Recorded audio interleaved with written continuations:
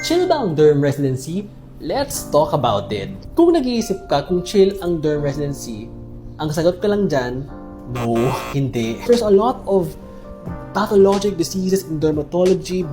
I found out na ang dami mga bolus diseases, mga genetic diseases, immunoderm, derm path is a big thing in dermatology. It's already one thing na mahirap makapasok sa dermatology because there are only 17 accredited institutions at the moment under the Philippine Dermatological Society. Pero mahirap din magstay and magawa ang mga kailangan gawin sa dermatology kasi nga ang daming kailangan gawin. From workshops to exams, kami nga parang every 2 weeks natin may nagkaka-exam. Grand rounds, all of the reports, wala pa dyan yung extracurriculars. At the end of the day, dapat gusto mo yung ginagawa mo. Like any other residency, dermatology residency is still dermatology residency. So just do your best and have fun and learn as much as you can. If you want to learn more about dermatology, just like and follow. Peace.